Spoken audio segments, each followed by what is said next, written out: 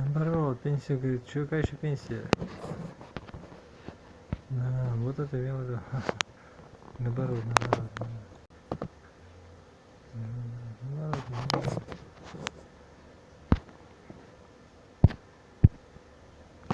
Жалоба пришла, жалоба. Да.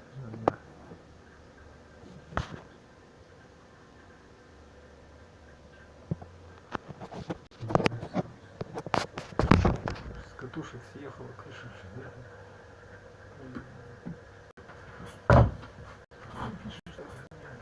Вот это не надо.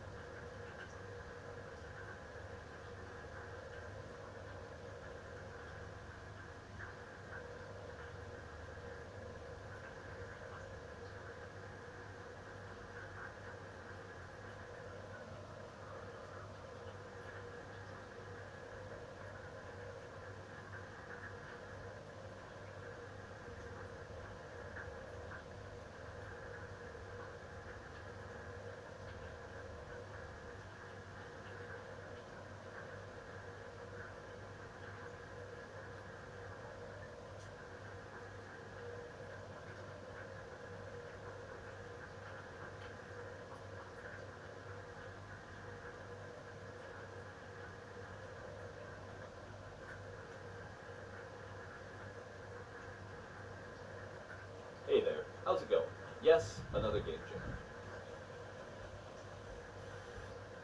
Okay, another game jam. Okay, I might have a problem.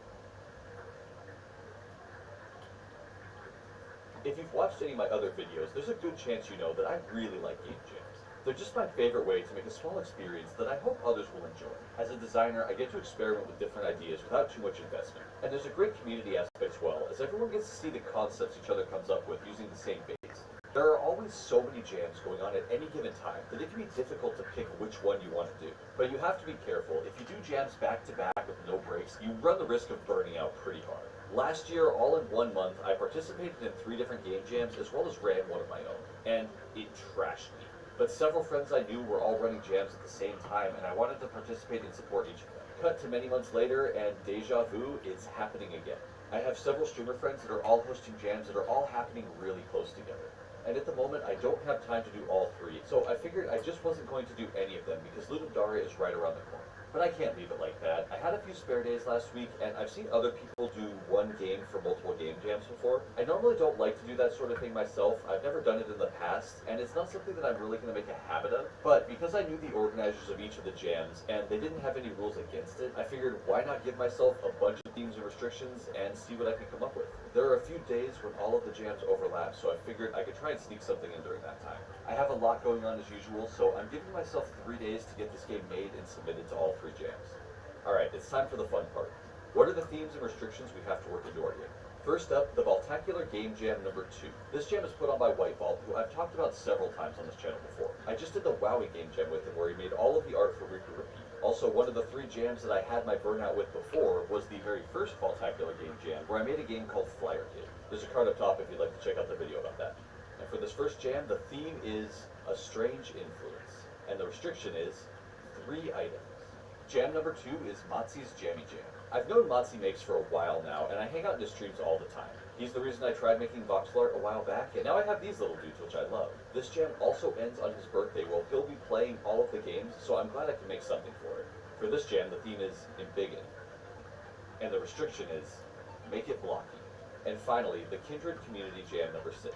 You may know Kindred here on YouTube as well under the name Michael Kaja. He's making an amazing game called Swords and Magic and Stuff that I've been following and playing for a good while now. I did the Community Jam number 4 back in my crazy month and never ended up making a video about it because of the burnout. So I'm glad I get another chance to participate in one of their jams and make a video about it. For this jam, the theme is, at the beginning, there was nothing. This jam doesn't have any restrictions, so to keep all the numbers nice and consistent, I chose one that I've wanted to do for a little while and could really make me think when making everything work. So I'm adding in the personal restriction of mouse-only controls. Alright, we have 3 themes, 3 adding in. I chose one that I've wanted to do for a little while and could really make me think when making everything work. So I'm adding in the personal restriction of mouse-only controls. Alright, we have 3 themes, 3 restrictions, and 3 days. Let's go. Concepting with this many themes and restrictions is pretty tricky.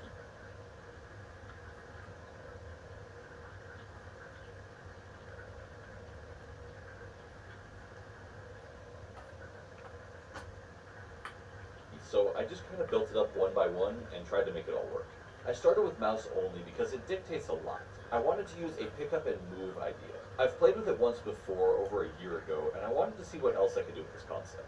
For strange influence, I thought about creatures frozen in space by some unseen force. Then I could use an auto-scrolling camera so the player has to pick up and move objects so they don't fall off the back of the screen. So if the player doesn't pick up their character and move them, they'll either die if they get pulled off the screen or crushed by a wall or some other form of failure. I haven't figured that part out yet. The player will need to collect 3 items along the way that will help with progression through the level. Fairly simple on that one. As the level moves on, you'll have to pick up more and more characters which will embiggen your party. I set the game in a prison where you're trying to help the prisoners who begin with nothing. I might be stretching a little bit on this one, but cut me some slack. Last but not least, we'll make it blocky in the art and by putting a grid on it. After brainstorming and refining ideas with my Twitch chat, prisoners who begin with nothing.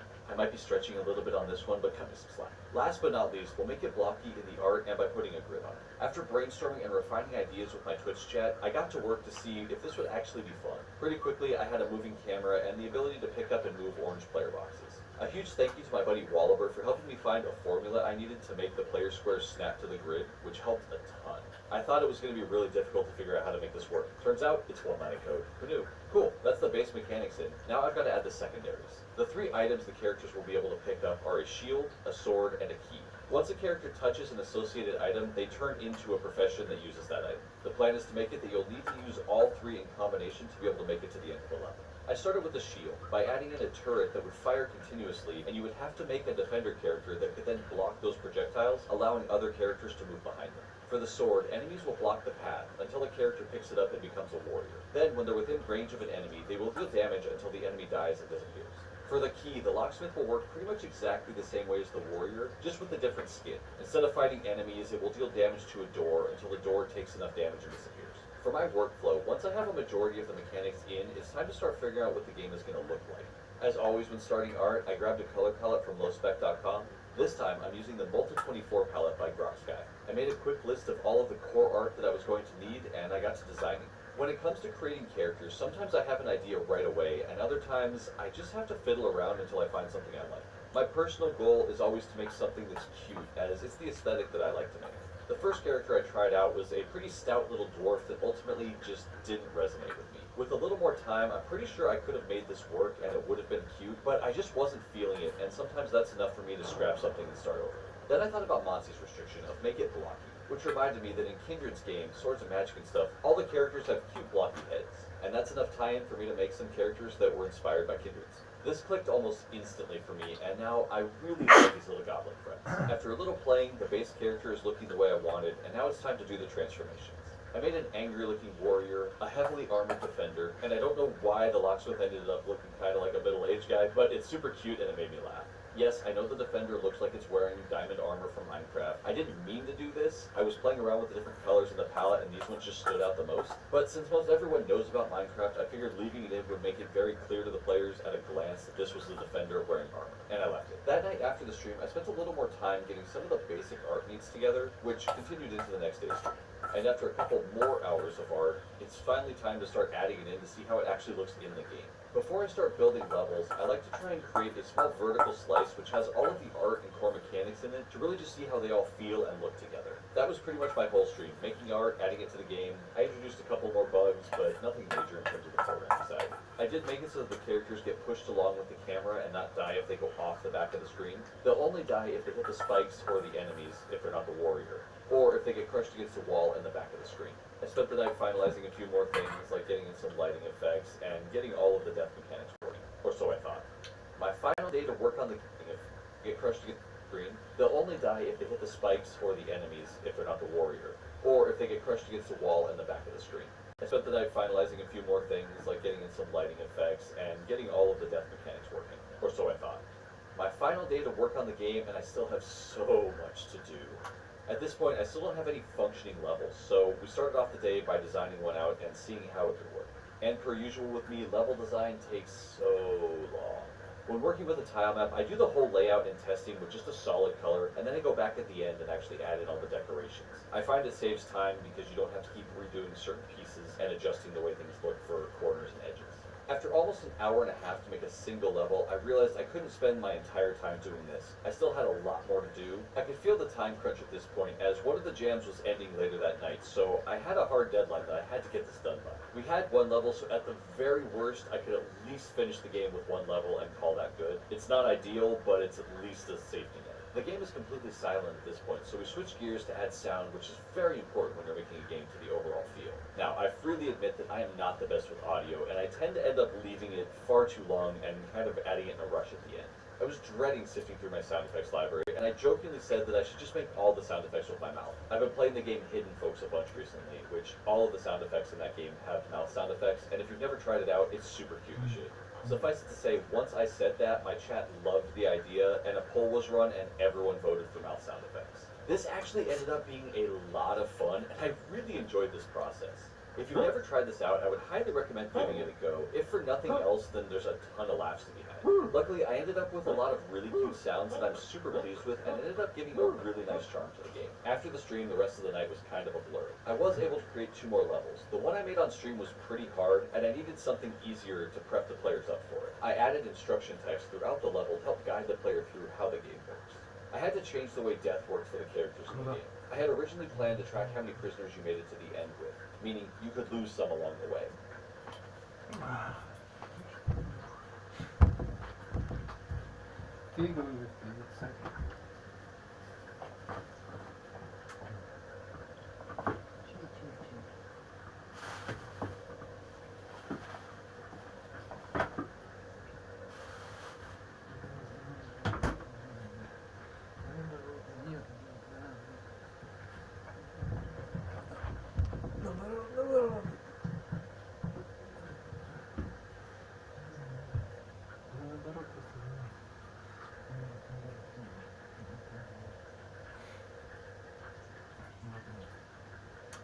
Hello there, hello there.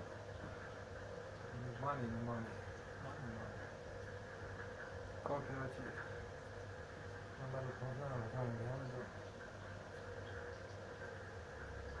How is this? No, наоборот. Lovely, no, наоборот. Okay. Наоборот. Так.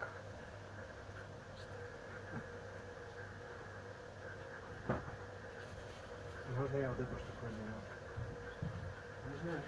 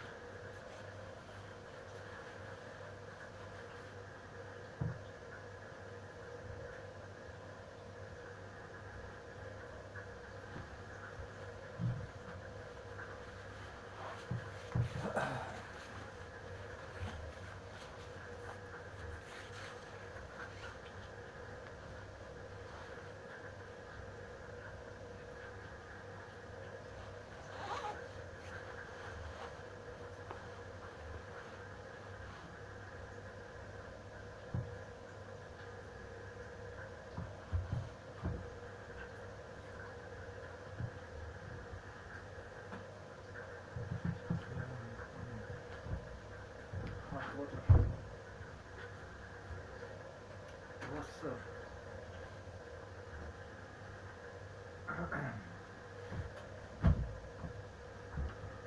деньги.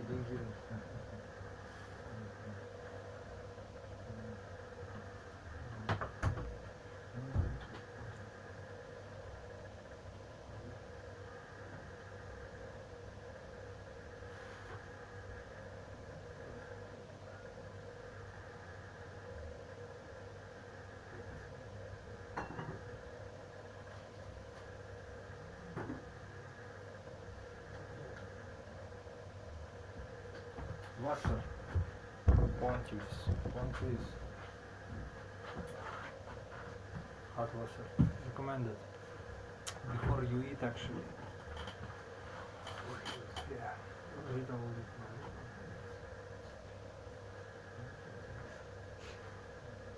If one of your transformed characters died, prisoners you made it to the end with, meaning you could lose some along the way. If one of your transformed characters died, it would just drop the item that it had and you could pick it up with a different one. But I ended up not implementing this super well, and I ran into so many problems with the items becoming inaccessible or getting stuck or something else that I just had to nix the idea entirely and just say that if any of your prisoners meet an unfortunate end, you lose and have to start over. I kind of feel like in the end this simplified the game a little bit and made it a lot more straightforward and enjoyable. I was also running into some frustrations where the level was moving just far too slowly in some parts, which I found annoying. So for a little player quality of life, I added the ability to hold right click, which would speed up the camera while it's held down. I finished up all the last bits and bobs like menus, end screens, music. No, I didn't end up making the music with my mouth. Nobody wants to hear that, I promise you, you don't. And I was able to submit the game to the first jam's deadline with 8 minutes left to spare. Not cutting it close at all, right? Aimed to making the music the last bits and bobs like menus, end screens, music. No, I didn't end up making the music with my mouth. Nobody wants to hear that, I promise you, you don't. And I was able to submit the game to the first jam's deadline with 8 minutes left to spare. Not cutting it close at all, right? Now, the Vault Jam isn't judged, and you are allowed to make some tweaks and updates afterwards, and the other two jams hadn't finished yet, so I did make 2 small changes a couple days later. One was to adjust the difficulty in the last level because it was just far too hard. It's always tough to balance difficulty, especially in a time crunch. I ended up removing one of the prisoners, and I moved some of the enemies around to make it a little easier in a certain hallway. And second, I fixed a hitbox issue that was killing the prisoners when it really shouldn't have been. The issue was if the character was next to a wall and the camera pushed it up by it, there was the tiniest bit of overlap and the character would die. This was a super simple fix, a slight shrinking of the collision area on the player, and it fixed it right up. And in the end, this is the game. You start the level in a prison cell with your character, which begins with nothing. A strange presence has made all of the guards in the prison disappear, but it's also made all of the prisoners incapable of moving. You're stuck in this room until the key falls from the ceiling. Gotta get that Dark Souls reference in. But what this does is it allows the player to pick up and move their character in a stress-free environment where the camera isn't moving it. Once they unlock the door, the camera begins moving, and from there, you must use the mouse to move the prisoners through the treacherous dungeon. You must collect 3 key items to help you escape, all while embiggening your blocky-headed group of prisoners. And if you can get all of them to the exit ladders, you win. I ran out of time for the win screen, so it just kind of quickly tells you you won and then kicks you back to the menu. Sometimes that's just what happens in a game jam. You gotta roll with it. At least it functions. I'm really pleased with how this game turned out, and I had a great time taking so many different themes and restrictions and making them all work together. I can honestly say that I wouldn't have come up with something like this without them. For me, this mechanic of picking up and carrying multiple objects to the goal while the camera's moving on its own is something totally new to me. I wouldn't doubt that there are other games out there that have done something similar to this, but I don't know of any. If you do know of other games that use a very similar mechanic, please let me know in the comments. I'd love to check them out and see how other people handle this idea. This whole thing was an absolute blast, and if you would like to try the game out, there's a link in the description below. There will also be links to all 3 jams that I submitted to, where you can go and check out the other games and see what other people made. Thank you all very much for watching, and I'd like to give an extra special shout out to my amazing patrons, especially Abishan, Clone13, Kranu, Daniel Martin, David Scott, Huntrip, Nightfall, Kevin Halga, Kirby, who was recently in an accident. My heart goes out to you, and I hope for the quickest and easiest of recoveries.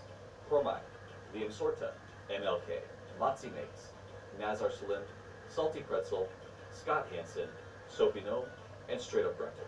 You're all awesome people, and I truly can't thank you enough for the support. To see and be part of the game making process live, please come say hi at twitch.tv/Vimlar, or you can message me on Twitter or join the Discord with a lot of other really cool people. I hope you're all healthy and safe wherever you are, and I will talk with you next time. Have a good one. Later.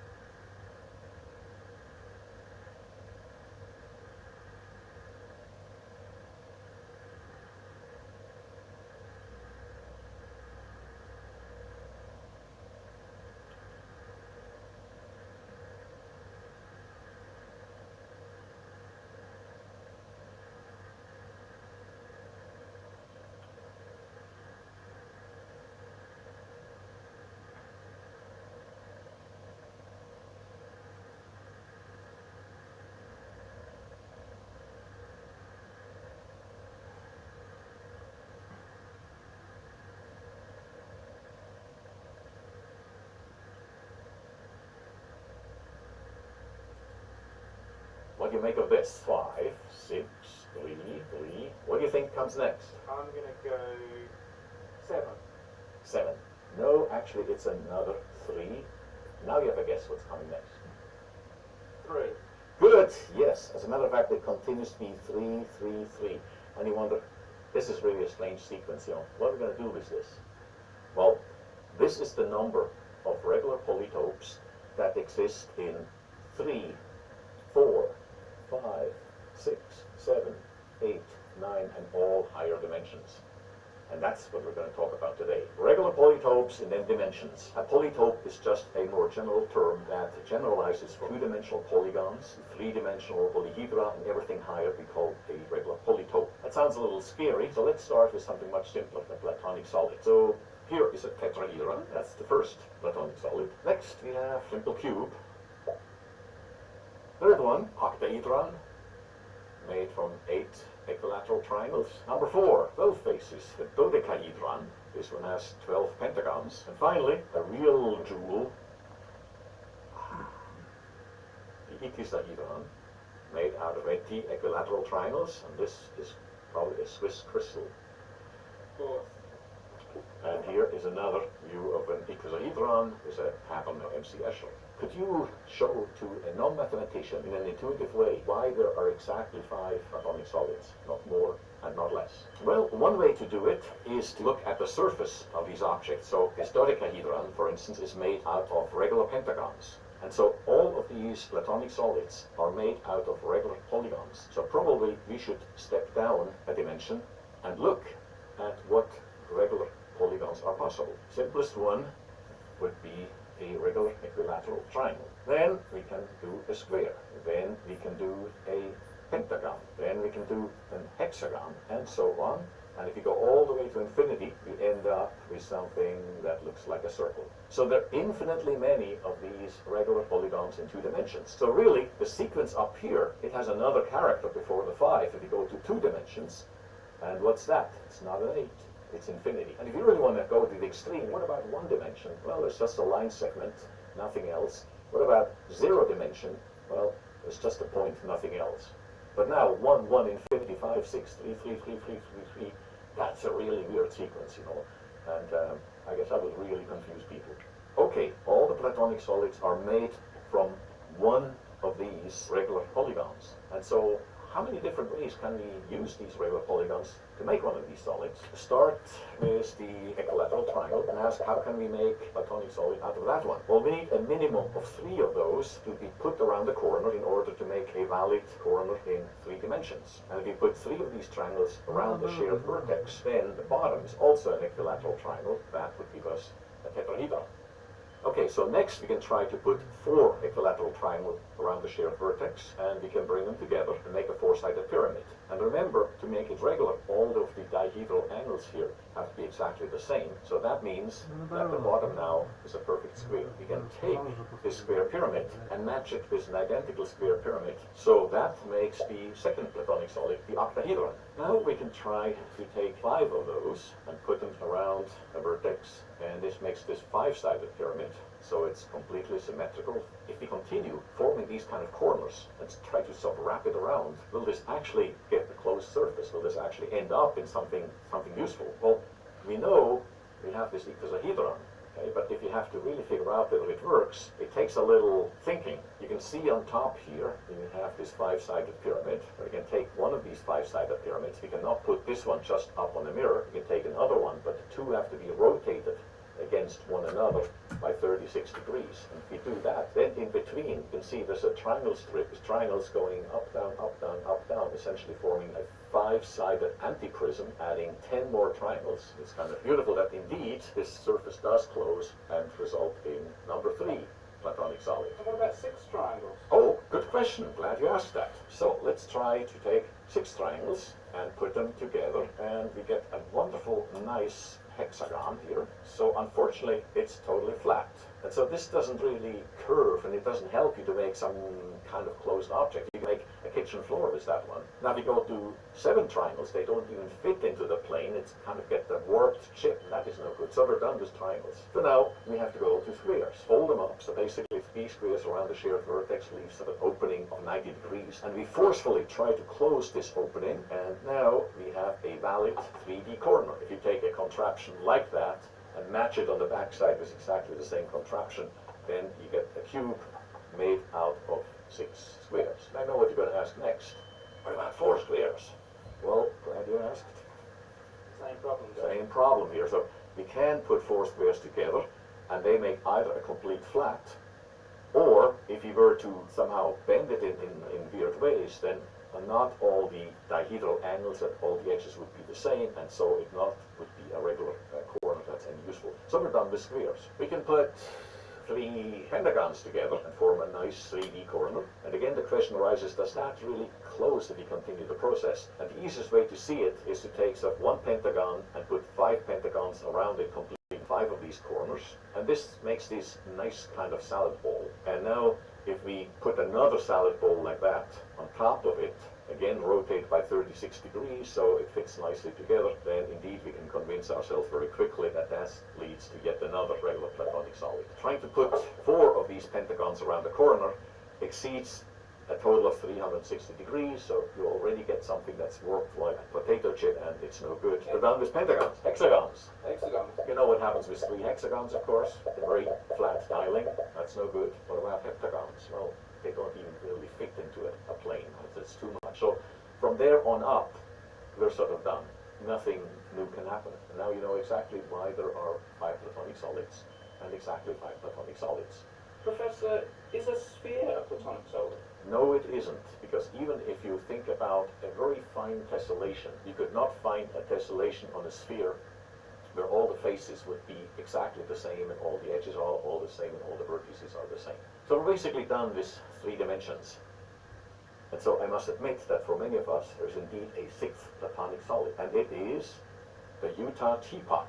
For the people in the computer graphics community, this is such a famous object which has been used again and again to test out rendering software and solid modeling software, and it just shows up in just about every SIGGRAPH paper in some form or another.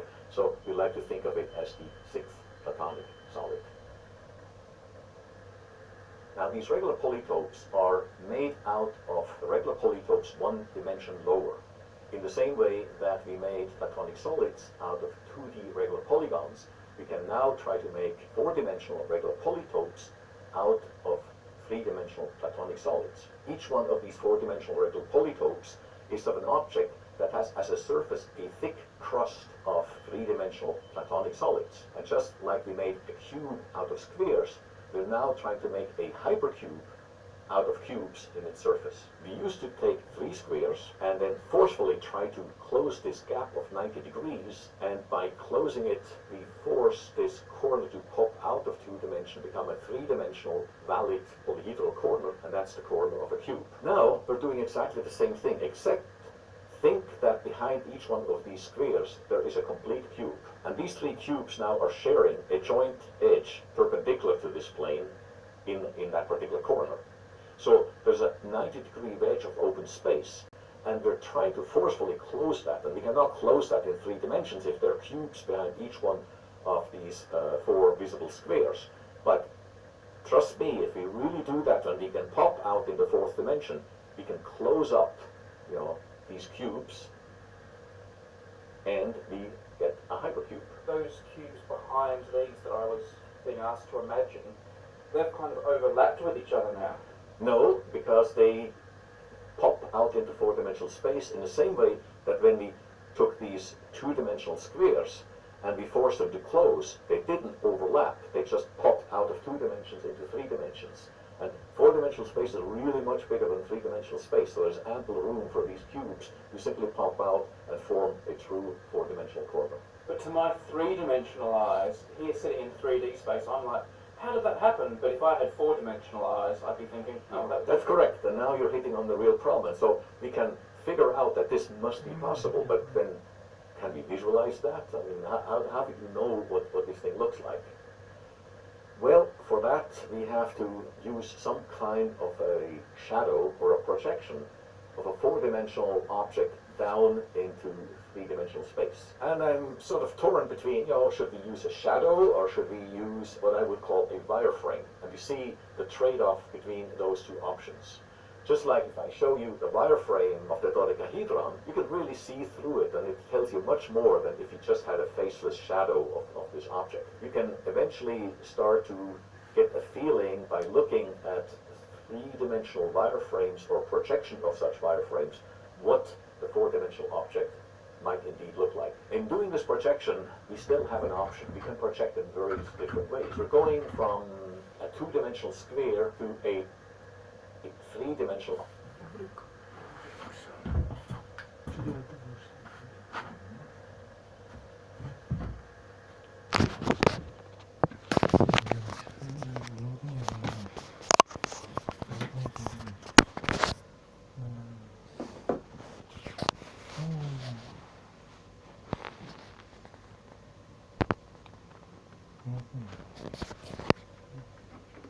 Да нет, понял он тебя.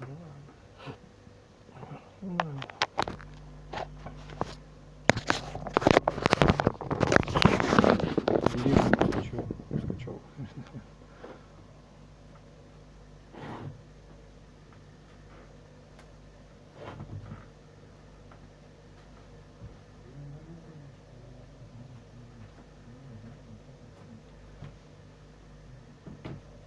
Ну вот нет, наоборот. Да ну нет, не надо. Самое главное, видите. Ну, что за голосование?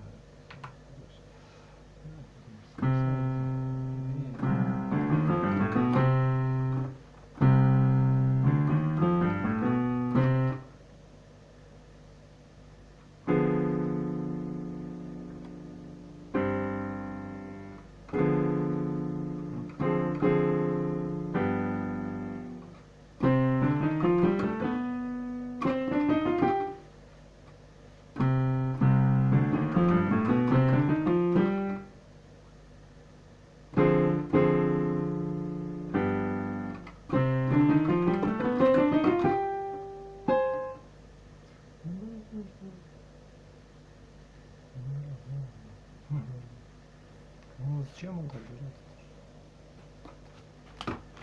Ну это сомнительное, но здесь мне что-то нравится, то ли аппликатура, то ли что-то он поймет.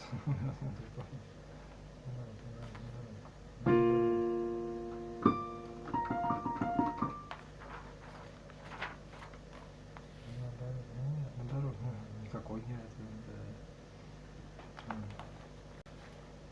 Композитор.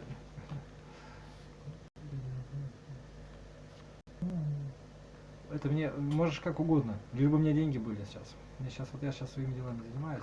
Просто композитор, философ, как угодно. Найдешь.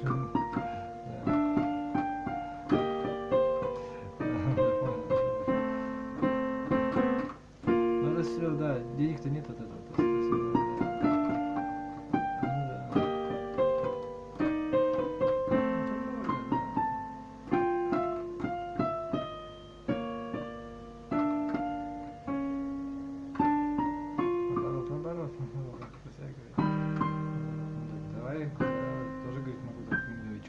Что может?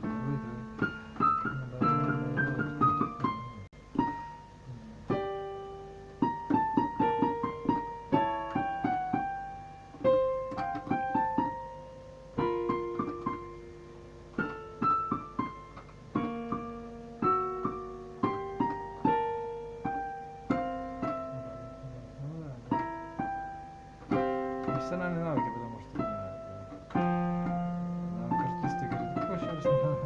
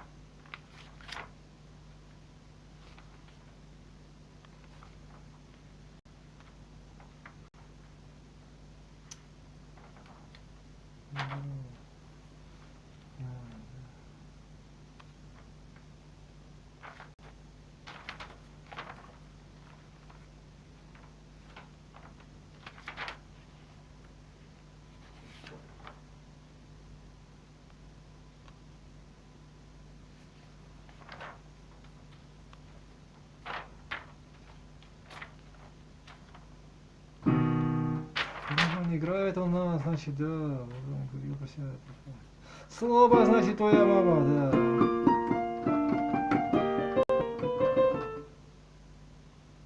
Нет,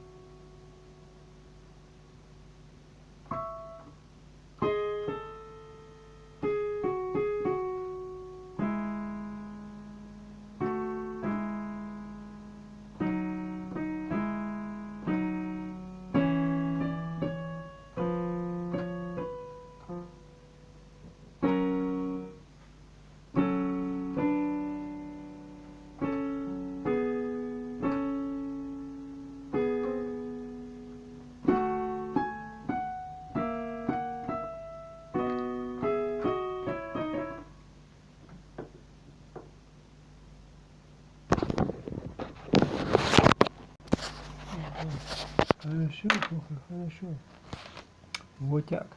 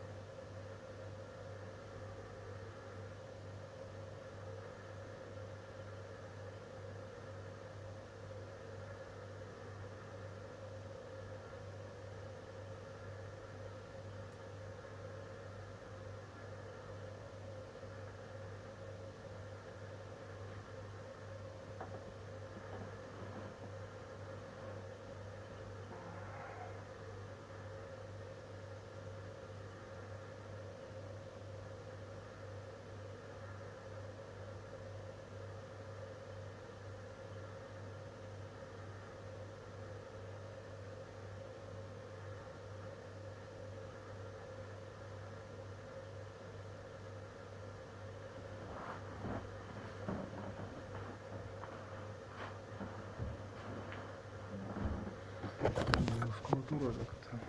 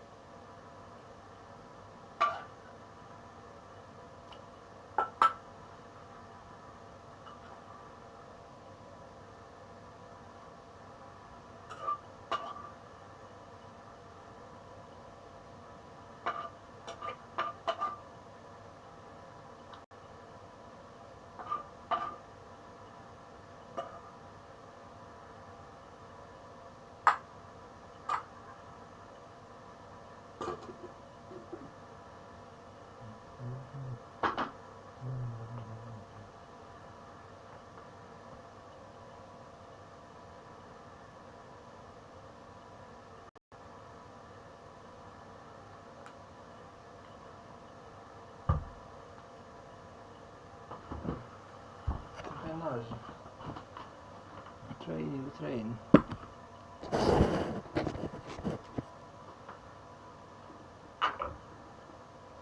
В данном случае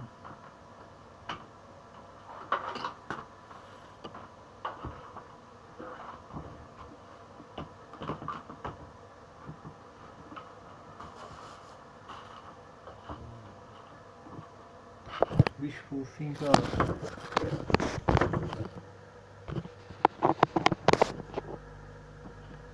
Одинокий поджог.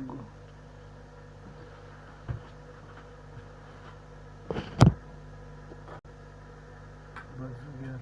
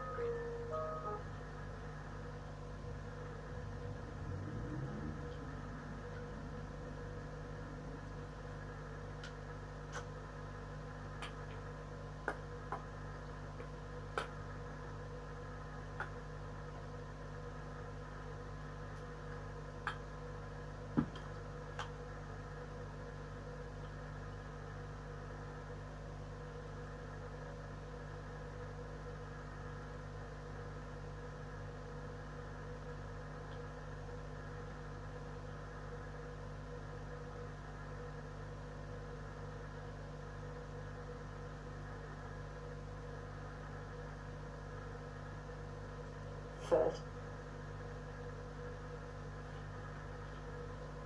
I've been fascinated with quantum physics for a very long time, so much so I did a PhD in it, and I wanted to share the subject with you, so I made this map of quantum physics to lay out the ideas within the subject, to set some bounds on it so you know it's not endless, and to introduce you to lots of concepts. If you're interested in them, you can dig deeper.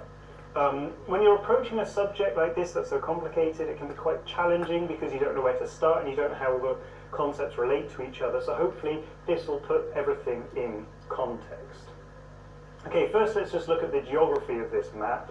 To the northwest we have the foundations of quantum physics, and then travelling further south we go through quantum phenomena to quantum technology, and in the south and east we have the academic disciplines of quantum physics, in the centre quantum theory, and in the north and east the theoretical future of quantum physics beyond what we already know.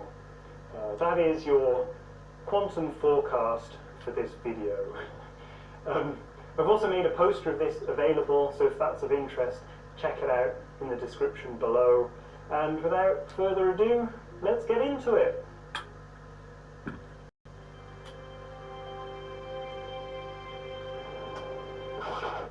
The theory of quantum mechanics developed from a set of mysteries in the late 1800s and early 1900s where reality didn't quite match the models of physics at the time. We now call these older theories of physics classical physics. There were several clues that pointed to some deeper model of reality.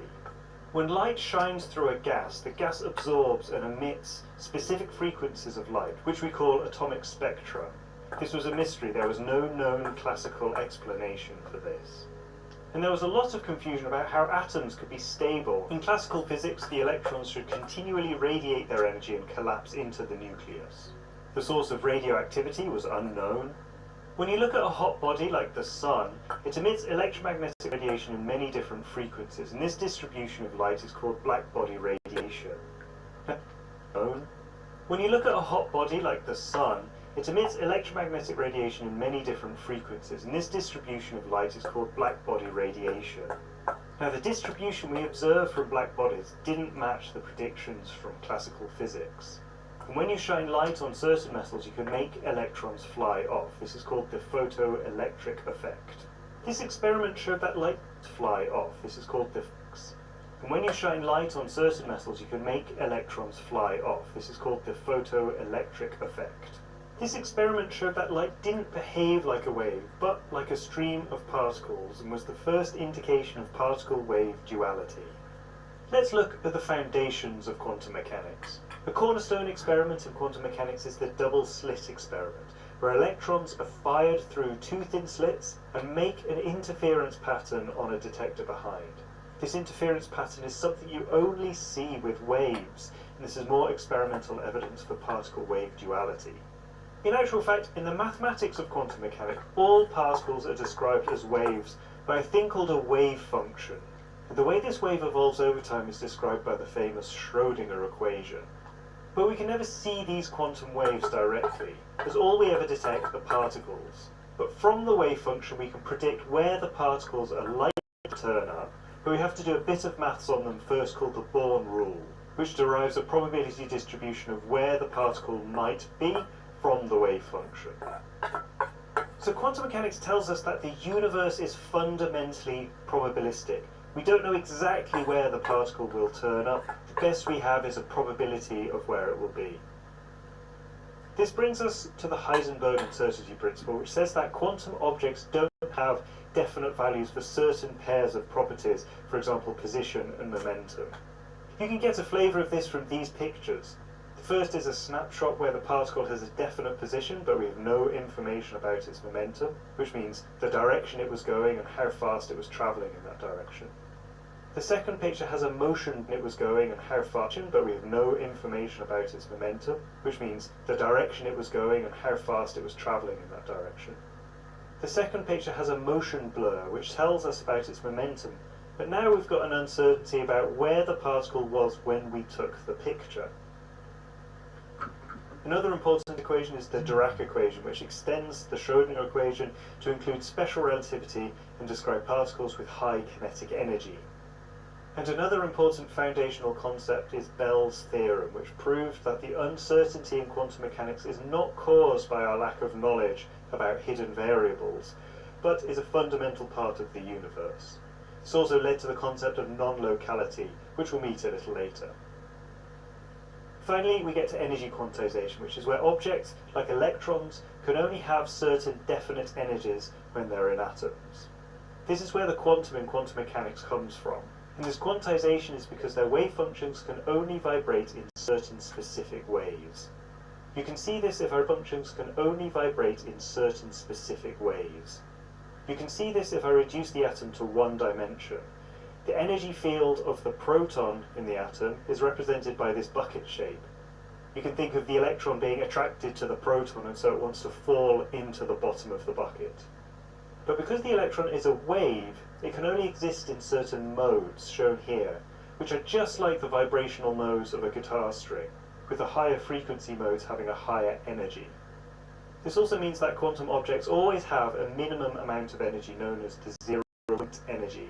And this applies not only to electrons and atoms, but to everything, even to empty space itself. Maximum amount of energy.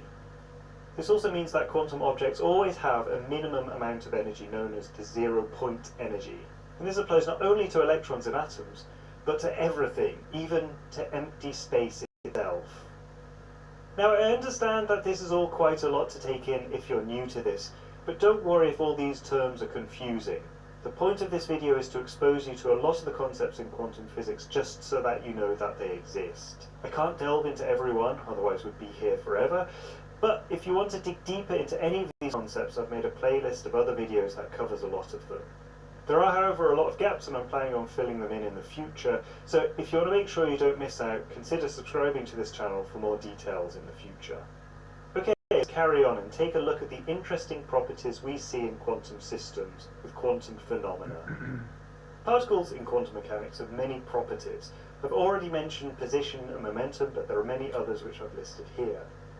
Spin is a very important property, and all particles are split into one of two categories. Bosons, which have got an integer spin and can all have the same quantum state, and fermions, which have half integer spin and can't have the same quantum state as each other, which is called the Pauli exclusion principle. Superposition is a property when a particle has a probability of being in many different states, for example, two different places at the same time. This simply means that its wave function has values in two different places, although when you measure it, it will turn up in just one place.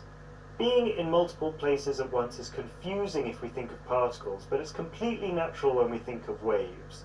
For example, any point on the surface of the ocean is a superposition of thousands of different waves all added together.